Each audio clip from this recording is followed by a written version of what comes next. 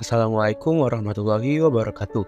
Yang saya hormati, Ibu Berlian Nursyanti Mahardika MPD, selaku dosen pengampu pada mata kuliah e-commerce kali ini. Perkenalkan, nama saya Ahmad Murodi dengan NIM 6120123218, selaku moderator yang akan memandu jalannya presentasi kali ini. Presentasi kali ini akan membahas tentang claims data, struktur data, klasifikasi produk e-commerce, manajemen rantai pasok, dan distribusi produk layanan e-commerce. Di sini, saya tidak sendirian, pastinya ditemani oleh teman-teman saya. Yang pertama, ada Abdul Aziz, Adi Saprudin, Daris Muhammad Zaki, Henry Adrian, Muhammad Ilham Maulana, Marina, dan Nanda Octavia. Oke, baik. Di sini, pemaparan pertama yang akan dipaparkan oleh saya sendiri. Latar belakang perkembangan teknologi informasi yang disertai perkembangan internet saling mendukung satu sama lain sehingga melahirkan konsep teknologi informasi berbasis internet yang perkembangannya semakin luas dan semakin banyak diterapkan dalam bisnis perusahaan di berbagai bidang.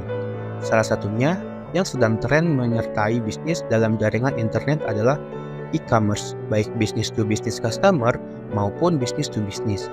Dengan membawa keunggulan internet seperti pelayanan 24 jam, akses dari segala penjuru dengan biaya yang relatif murah, dan kemudahan-kemudahan lainnya, maka tidaklah mengherankan jika sekarang banyak organisasi bisnis yang merambah ke dalam e-commerce. Pengertian kamus data. Kamus data sering disebut juga dengan sistem data distionary, adalah katalog fakta tentang data dan kebutuhan-kebutuhan informasi dari suatu sistem informasi. Dengan menggunakan kamus data, analisis sistem dapat mengidentifikasi data yang mengalir di sistem dengan lengkap. Pada tahap analisis kamus, data digunakan sebagai alat komunikasi antara analisis sistem dengan pemakai sistem tentang data yang mengalir di sistem, yaitu tentang data yang masuk ke sistem dan tentang informasi yang dibutuhkan oleh pemakai sistem. Kamus data menyediakan kerangka kerja untuk memahami dan mengatur sejumlah besar data yang dikumpulkan dan disimpan dalam sistem e-commerce. Berikut beberapa manfaat lainnya. Yang pertama, berbeda dengan glosarium data, kamus data mendukung database dan gudang data dengan panduan lengkap untuk menggunakannya. Kamus data juga penting untuk mematuhi standar dan peraturan industri terkait pengumpulan, penggunaan, dan penyimpanan data pelanggan. Dengan memberikan pandangan data yang komprehensif, kamus data memungkinkan organisasi mengidentifikasi tren dan mengungkap peluang untuk mengoptimalkan komputer ataupun media penyimpanan eksternal sehingga bisa dimanfaatkan secara efektif dan efisien. Dalam menyusun data, terdapat beberapa istilah yang perlu Anda pahami, yaitu node dan indeks. Berikut adalah penjelasan tentang kedua istilah tersebut. Yang pertama, node, yaitu elemen yang terdapat dalam struktur data. Setiap node berisi pointer ke node selanjutnya. Indeks, yaitu objek dalam sistem database yang bisa mempercepat proses pencarian data. Struktur data bisa digunakan untuk mengelola database, melakukan kompresi file, hingga mengolah data lainnya. Praktis, struktur ini menjadi hal yang harus dipelajari karena dapat membantu Anda untuk menyatukan berbagai elemen data secara efektif. Apalagi, struktur data juga akan mempengaruhi ketepatan algoritma pemrograman. Pengertian supply chain management. Indra Jati dan Joko Pranoto mengemukakan bahwa supply chain atau rantai pasokan merupakan rangkaian hubungan antara perusahaan atau aktivitas yang melaksanakan penyaluran pasokan barang atau jasa yang menyangkut hubungan yang harus menerus mengenai barang, uang, dan informasi dari tempat asal sampai ke pembeli atau pelanggan, baik itu dari hulu ke hilir ataupun sebaliknya. Dapat diartikan bahwa manajemen supply chain pada hakikatnya adalah perluasan dan pengembangan konsep dan arti dari manajemen logistik. Kalau manajemen logistik mengurusi arus barang termasuk pembelian, pengendalian tingkat ketersediaan, pengangkutan, penyimpanan, dan distribusi dalam satu perusahaan, maka manajemen supply chain mengurusi hal yang sama tetapi meliputi antar perusahaan yang menghubungkan dengan arus barang, mulai dari bahan mentah sampai dengan bahan jadi yang dibeli dan digunakan oleh pelanggan. Secara umum, supply chain management (SCM) dapat didefinisikan sebagai keseluruhan filosofi untuk mengatur aliran total jaringan distribusi dari pemasok kepada pengguna terakhir atau konsumen. Definisi lain dikemukakan oleh Smith-Levy bahwa fokus SCM tidak hanya pada aliran barang. Supply chain management yaitu serangkaian pendekatan yang digunakan untuk mengintegrasikan secara efisien antara pemasok, perusahaan, gudang, dan toko barang dapat diproduksi dan didistribusikan dengan jumlah yang tepat, ke lokasi yang tepat, dan waktu yang tepat dengan tujuan meminimumkan biaya serta memuaskan pelayanan kepada konsumen. Supply chain management SCM menjadi penting untuk meningkatkan kekuatan kompetitif.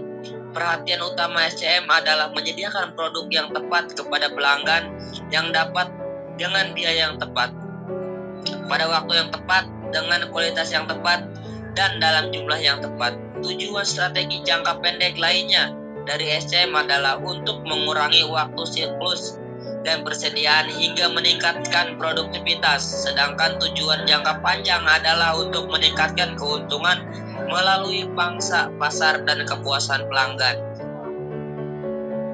Klasifikasi produk e-commerce manajemen rantai pasok.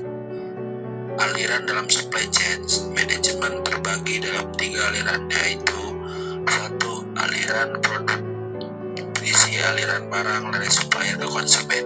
2. Aliran informasi, berisi pengiriman pesan dan peninjauan status pengiriman. 3. Aliran keuangan finansial, terdiri dari batas kredit, pembayaran, dan jadwal pembayaran, ketepatan pengiriman, dan identitas pemilik.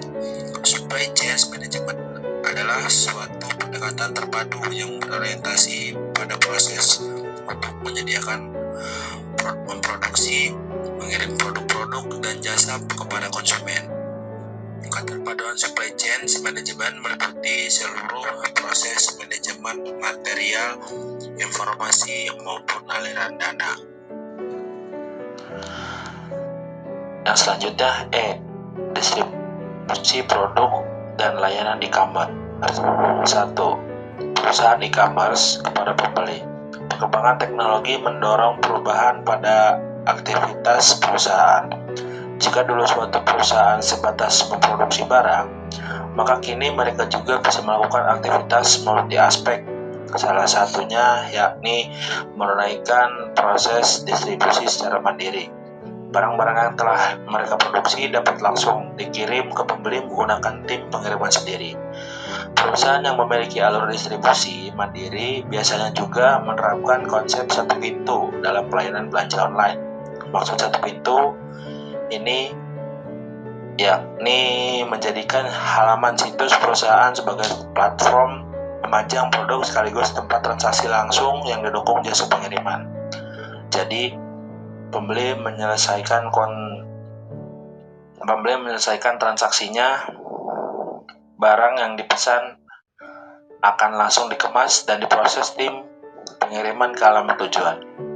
Perusahaan berjenis business to customer B2C seperti Sephora, Brodo, dan Alfacart kerap menggunakan alat distribusi langsung ini. Distribusi produk dan layanan e-commerce. Alur distribusi perusahaan e-commerce, perusahaan ekspedisi, pembeli.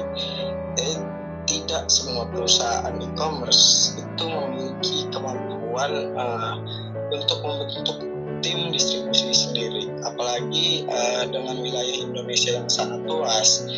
Itu dapat menjangkau seluruh konsumen menjadi tantangan sendiri. Oleh karena itu banyaknya perusahaan e-commerce yang memilih untuk fokus pada pengadaan dan penjualan produk melalui situs mereka tanpa menangani langsung proses pengirimannya. Setelah pembeli memilih produk dan menyelesaikan pembayaran di situs e-commerce, barang akan diteruskan ke perusahaan ekspedisi eksternal.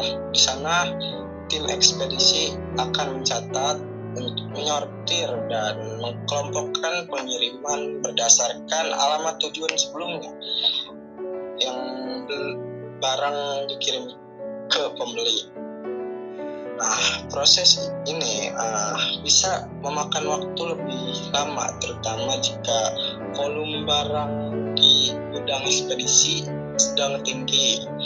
Dalam beberapa kasus, perusahaan ekspedisi juga dapat menjemput langsung ke barang pesanan dari gudang warehouse yang memiliki e-commerce. Model distribusi seperti itu banyak digunakan oleh perusahaan B2C seperti Alphats dan melayani konsumen. Distribusi produk dan layanan e-commerce. Penjual online perusahaan ekspedisi, pembeli jumlah pedagang online di Indonesia semakin subur seiring bertambah populernya platform e-commerce dan e-marketplace. Dengan adanya platform itu, kini para penjual tidak perlu lagi bergantung dengan keberadaan gudang atau toko fisik untuk menyimpan barang jualan. Mereka dapat berjualan dimanapun berada. Para pedagang cukup mengiklankan barang di platform terkait. Begitu ada pembeli yang membeli barang, pedagang di platform e-commerce atau marketplace akan mengemas barang itu untuk kemudian diantar ke perusahaan ekspedisi eksternal. Ada banyak perusahaan ekspedisi yang diberdayakan pedagang online, mulai dari ekspedisi lama seperti JNE, Tiki, Pos Indonesia, hingga menyediakan layanan pengiriman berbasis aplikasi seperti GoSend dan Grab Express. Pembeli juga dapat memilih sendiri perusahaan ekspedisi yang tertera di etalase toko online rekan-rekan semua. Yang distribusi produk dan layanan e-commerce. Yang keempat, penjual online perusahaan e-commerce. Pembeli di samping menyediakan wadah berjualan, sejumlah perusahaan e-commerce juga menawarkan slot warehouse mereka pada pedagang online sebagai tempat penyimpanan sementara barang yang akan dijual. Selain berguna sebagai tempat penyimpanan sementara, keberadaan warehouse yang dikelola langsung perusahaan e-commerce dapat memudahkan pedagang dalam pengurus aspek pengiriman barang. Dengan kata lain, pedagang menyerahkan inventasnya ke perusahaan e-commerce untuk menangani setiap pengiriman dengan maksimal, mulai dari pengemasan barang, pendataan alamat, hingga pengiriman ke alamat pembeli. Perusahaan e-commerce B2C seperti Blibli, Zalora, EJD, ID, Orami menjadikan alur ini sebagai rantai distribusi utama mereka.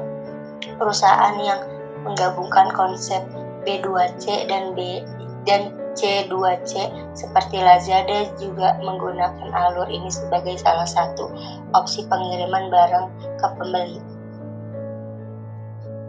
Distribusi produk dan layanan e-commerce. 5. Penjualan online, perusahaan e-commerce, perusahaan ekspedisi, dan pembeli.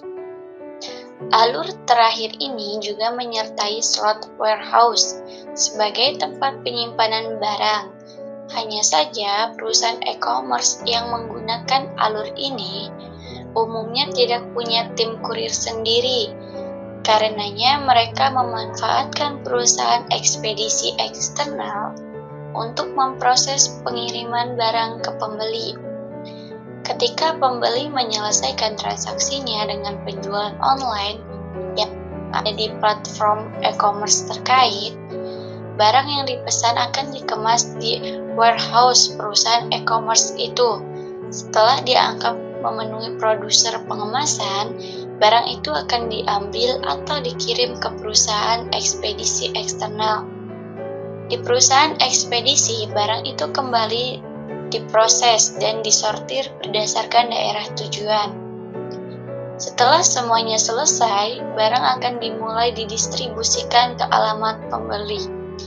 Sejumlah perusahaan C2C seperti Jakmal, Tis ID, Oten Coffee menggunakan alur ini untuk mengirim barang. Perusahaan B2C seperti Matahari.com juga menyertai alur ini dalam pendistribusian produk-produknya. Terima kasih teman-teman yang sudah memaparkan materinya dengan sangat baik. Oke, jadi kesimpulan dari materi kali ini adalah ketersediaan data yang terstruktur melalui kamus data dan sistem klasifikasi produk sangat penting dalam pengelolaan e-commerce yang efisien. Di sisi lain, manajemen rantai pasok yang terintegrasi dan distribusi produk serta layanan yang efisien menjadi fondasi dalam menjamin kepuasan pelanggan. Sinergi antara data, manajemen, dan distribusi menentukan keberhasilan platform e-commerce dalam jangka panjang. Mungkin itu saja presentasi dari kelompok kami, kurang lebihnya mohon maaf.